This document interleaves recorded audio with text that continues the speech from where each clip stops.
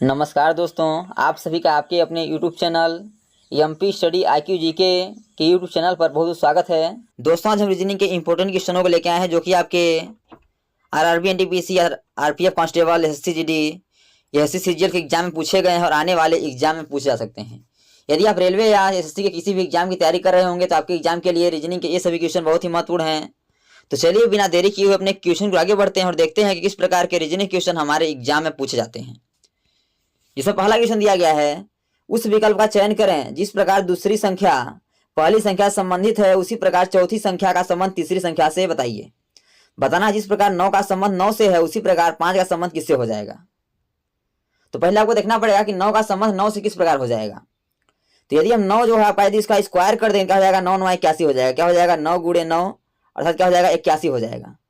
अब जो 81 हुआ है जो आपका यह दो अच्छे संख्याओं से मिलकर बना हुआ है, यदि इन्हें आपस में जोड़ देते हैं तो 1 और 9 8 क्या होगा, बराबर 9 होगा और आपका 9 यहाँ दिया गया है। उसी प्रकार 5 का करेंगे तो 5 का स्क्वायर कर देंगे क्या हो जाएगा, 5 5 25 हो जाएगा। 5 गुणे 5 बराबर क्या हो जाएगा, 25 हो जाएगा। जब स्क्वायर करने के बाद जो संख्या प्राप्त हुई थी उन्हें आपस में जोड़ दिए थे, उसी प्रकार 5 का स्क्वायर करने के बाद 25 हो रहा है और 25 को भी आपस में जोड़ देंगे। क्या होगा, 2 5 क्या होगा, 7 हो जाएगा। बराबर क्या होगा, बराबर आपका 7 होगा। यानी कि इस क्वेश्चन मार्क जगह पे क्या होगा, 7 हमारा करेक्ट आंसर हो जाएगा। और देखें तो आपका ऑप्शन नंबर सी में दिख रहा है, इसका option number C correct answer हो जाएगा। अगला दिया गया है कि उस भी शब्द का चयन करें जिसे दिए गए शब्दों का केवल एक बार प्रयोग करके बनाया जा सकता है। बताना है कि ऑटोग्राफ जो लिखा है इनसे आपका कौन सा शब्द बन सकता है। आपको 4 ऑप्शन दिया गया है और बताना है कौन सा बन जाएगा। तो पहले क्या करना है, आपको जो आपके अक्षर उन्हें मिलाना है कि ऑटोग्राफ में कौन सा अक्षर मिल रहा है। जब जो ऑप्शन मिल सभी अक्षर मिल जाएंगे जिस ऑप्शन के, वही आपका करेक्ट आंसर हो जाएगा। तो पहले हम ऑप्शन नंबर ए का मिला लेते हैं। तो टी है तो यहाँ भी आपका टी है, ए है तो ए भी मिल रहा है, पी है तो पी भी मिल रहा है, ई है देखिए ई इसमें ऑटोग्राफ में ई नहीं है तो ऑप्शन नंबर ए नहीं बन सकता है। क्या ऑप्शन नंबर ए नहीं बन सकता क्योंकि इसमें ई है और आपका ऑटोग्राफ में ई है ही नहीं।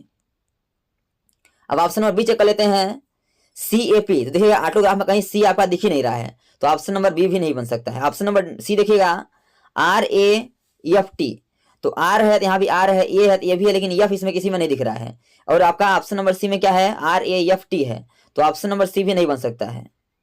जब 3 ऑप्शन आपके कट जाते हैं तो एक ऑप्शन जो बचता है आपका करेक्ट आंसर हो जाएगा, यानी कि टी ए पी आपका बन जाएगा। आप मिला भी सकते हैं तो क्या होगा, उसमें मिलेगा। अब देखिएगा कैसे मिलेगा, तो टी आपका यहाँ है तो आपका टी भी देखिए है, ए है तो ये भी दिख रहा है, पी है तो आपका पी भी दिख रहा है। तो जो आपका ऑप्शन नंबर डी है ना, यही आपका करेक्ट आंसर हो जाएगा। अगला दिया गया है कि 2 दिन में घड़ी की सुइयां कितनी बार एक दूसरे के साथ होंगी।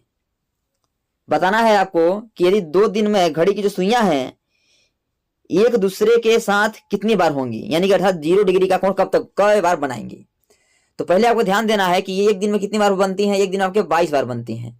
तो 2 दिन बोला है, क्या करेंगे हम 2 दिन का बार कर देंगे तो 2 गुणे 22 कर देंगे, क्या हो जाएगा आपका 44 बार हो जाएगा। कितना बार हो जाएगा, 44 बार हो जाएगा। यानी जो आपका ऑप्शन नंबर सी है ये आपका करेक्ट आंसर हो जाएगा।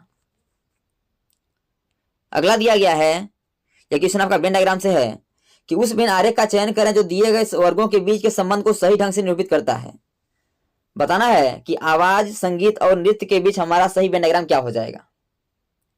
तो पहले आपको समझना पड़ेगा कि आवाज, संगीत और नृत्य का आपस में क्या संबंध है। तो जो आपका आवाज है संगीत के अंतर्गत होता है, लेकिन संगीत का नृत्य से कोई संबंध नहीं है और नृत्य का आवाज से भी कोई संबंध नहीं है। तो पहले आप वेन डायग्राम बनाएंगे, संगीत का संगीत के अंतर्गत हो जाएगा आपका आवाज और नृत्य आपका अलग हो जाएगा। तो वेन डायग्राम इस प्रकार बनेगा और देखेंगे तो आपका इस प्रकार ऑप्शन नंबर डी में है, इसका option number D correct answer हो जाएगा। अगला दिया गया है, यह क्वेश्चन आपका डायरेक्शन से है और एक क्वेश्चन आपका आरपीएफ कांस्टेबल और आरपीएफ एसआई के एग्जाम में पूछा गया है।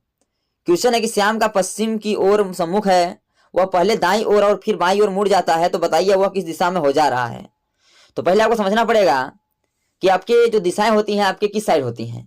तो पहले आपको प्लस का चिन्ह बना लेना है इस प्रकार से, ऊपर में आपका उत्तर होता है, नीचे को आपका दक्षिण होता है, आपका पूर्व होगा या आपका पश्चिम होगा। ये आपकी 4 दिशाएं होती हैं। तो बोला है श्याम पश्चिम की ओर का, मतलब श्याम का पश्चिम की ओर सम्मुख है। मान लेते हैं आपका श्याम है, ये आपका पश्चिम की साइड है, इस साइड है। तो पश्चिम की ओर साइड किसका है, मुख है, किसका, श्याम का। वह पहले दाईं ओर मुड़ता है, जब इधर जा रहा है, इस साइड जा रहा है तो दाईं ओर मुड़ेगा, किस साइड होगा आपका, ऊपर जाएगा। क्या जाएगा, ऊपर जाएगा। दाईं ओर मुड़ जाता है यानी कि ऊपर चला गया यहाँ से, इस प्रकार। और फिर बाई मुड़ता है, ऊपर जा रहा है और इस साइड का यदि बायां देखेंगे तो बायां आपका इस साइड होगा, क्या होगा, फिर बाएं मुड़ेगा, कहाँ हो जाएगा आपका, इस साइड ही हो जाएगा, इस साइड, यानी श्याम किस साइड जा रहा है, इस साइड जा रहा है। तो बोला है अब उसका मुख किस दिशा में है, तो अब उसका मुख किस दिशा में है, तो जिस दिशा में जा रहा था पश्चिम की ओर उसी दिशा में है। तो देखिए पश्चिम के ऑप्शन में देखें तो आपका ऑप्शन नंबर बी में है, इसका option number B correct answer हो जाएगा। यदि आप चाहे इसे आप एक ट्रिक से भी कर सकते हैं कि मान लेते हैं श्याम पश्चिम की ओर है और वह कहाँ मुड़ता है, दाई ओर, दाई यानी कि राइट, यानी राइट को आर से, और फिर बाई ओर यानी लेफ्ट। तो लेफ्ट और राइट क्या होंगे, आपस में कट जाएंगे, तो क्या होगा आपका, जिस दिशा में जा रहा है उस दिशा में जाएगा। आप इस प्रकार से भी कर सकते हैं। अगला दिया गया है कि नीचे दिए गए विकल्पों में संबंधित शब्द को चुनिए, बताना जिस प्रकार मार्च का संबंध मई से उसी प्रकार जनवरी का संबंध किससे हो जाएगा। तो पहले आपको समझना पड़ेगा कि मार्च का संबंध मई से किस प्रकार है, उसी प्रकार हमें जनवरी का संबंध बताना है। तो मार्च में देखें 31 दिन होते हैं और आपके मई में भी 31 दिन होते हैं, यानी 31 का संबंध किससे है, 31 से है। उसी प्रकार जनवरी में भी 31 दिन होते हैं, तो जनवरी का संबंध भी हमें 31 दिन से ही लाना होगा। यानी कि यदि मार्च 31 दिन का होता है तो मई भी 31 दिन का होता है, यानी कि 31 का संबंध किससे, 31 से है। तो जनवरी जब 31 दिन का होता है तो देखिए कौन सा ऑप्शन 31 दिन का होता है, हमें वही ऑप्शन करेक्ट होगा। अप्रैल 30 दिन का होता है तो आंसर नहीं होगा। दिसंबर आपका 31 दिन का होता है तो ये आपका करेक्ट आंसर हो जाएगा, यानी 31 का संबंध किससे हो जाएगा, 31 से हो जाएगा। यदि बात करें जून की, जून अभी नहीं होगा क्योंकि आपका 30 दिन का होता है, नवंबर आपका 30 दिन का होता है। तो जिस प्रकार मार्च का संबंध मई से है उसी प्रकार जनवरी का संबंध किससे हो जाएगा, दिसंबर से हो जाएगा। और ऑप्शन नंबर बी पर है, इसका option number B correct answer हो जाएगा। तो दोस्तों मैं आसानीपूर्वक विश्वास करता हूं कि सभी क्वेश्चन आपको अच्छे समझ आ रहे होंगे। यदि क्वेश्चन में कहीं भी डाउट है तो आप लोग कमेंट बॉक्स में जरूर बताइए, ताकि अगले आने वाले वीडियो में डाउट को भी ऐसे क्लियर कर सकें।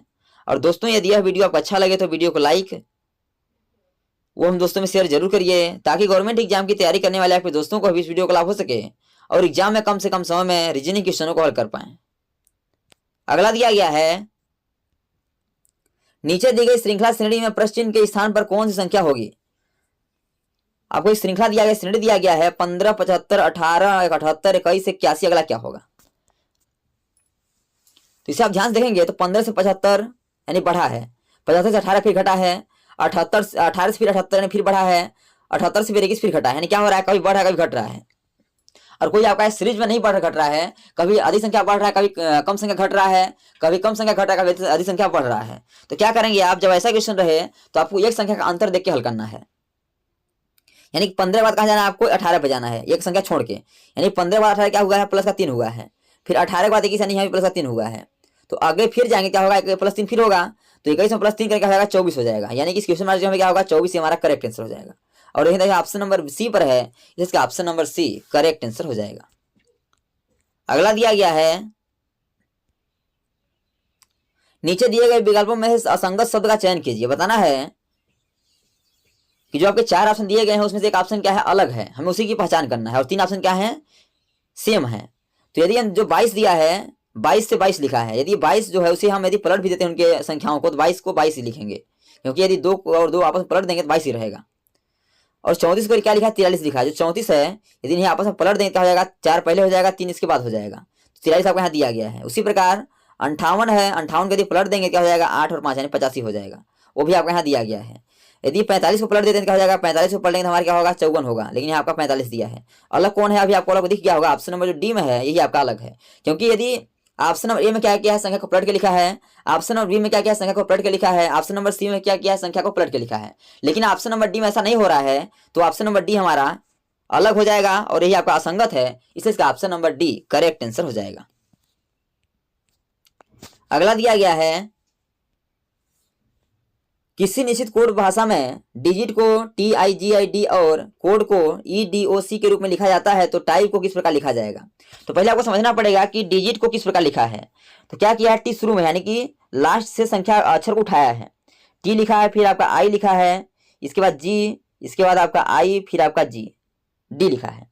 उसी प्रकार यहाँ भी किया है, ई शुरू में लिखा है, फिर डी, इसके बाद ओ, फिर इसके बाद सी। तो ऐसे में क्या करेंगे, टाइप में भी कर देंगे।